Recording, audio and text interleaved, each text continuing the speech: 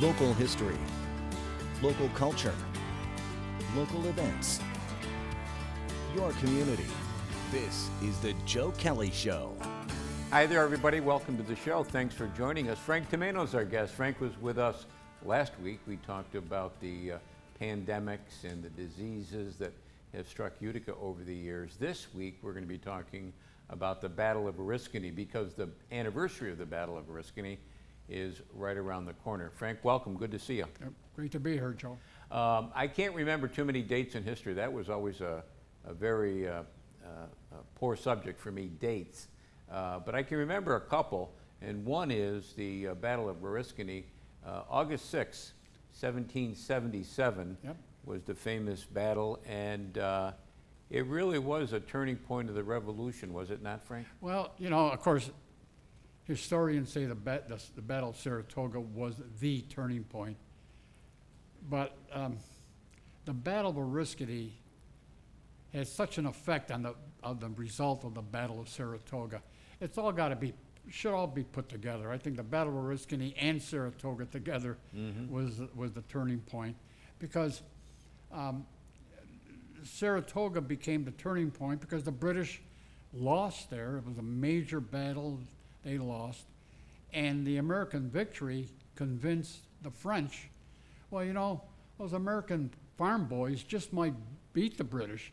So France began to pour money, part of its navy, and really helped us. There's no way in the world we would have won the Revolutionary War without the help of France. You know, Frank, superintendents from Fort Stanwix, and the Battle of Oriskany was fought because of Fort Stanwix. Maybe you can explain that in just a second, where they were marching to, General Herkimer and his militia.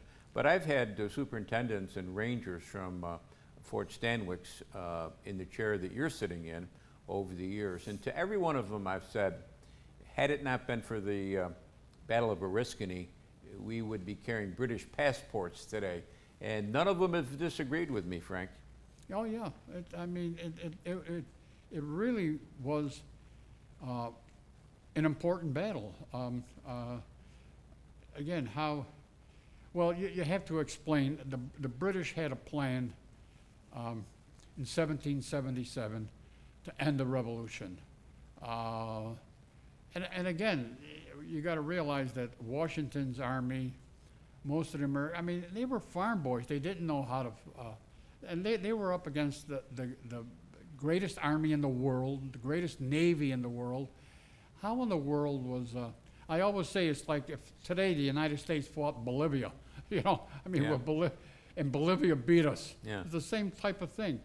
And their plan was, they considered New England really the center of the revolution, the brains behind the revolution, the John Hancocks and Samuel Adams and John Adams. And they figured there's one way if we could separate New England from the southern colonies, New Jersey, Virginia, and the other colonies. And one way to separate New England was to control the Hudson Valley from Canada to New York City. And that would separate, just block New England, cut off New England from the other colonies. And their plan was General John Burgoyne, the British general, would leave with about 8,000 men, 9,000 men, Montreal, and head south along the Lake Champlain Valley and then Hudson Valley to near Albany. Another British general, General Howe in New York City, would march north along the Hudson to Albany, and a Lieutenant Colonel Barry St. Ledger would sail down the St. Lawrence to Oswego. He had about 1,000 men, well, about 700 men. He would pick up 1,000 Native Americans, mainly Senecas and Mohawks, but he'd have about 1,700 men, sail down the Oswego River, Oneida River to Oneida Lake, and capture Fort Schuyler. Today we call it, the British built Fort Stanwix in 1758 during the French and Indian War. And it was named after a British general, John Stanwix, who built the fort. When the Americans took it over after the war, after the French and Indian War, the British abandoned the fort. When the Revolutionary War started, the Americans garrisoned it. And I guess some soldiers said, why do we call this Fort Stanwix? We're fighting the British, and it's named after a British general. So they decided to name Fort Schuyler. So during the Revolutionary War, there was no Fort Stanwix. It was Fort Schuyler. George Washington always referred to it as Fort Schuyler.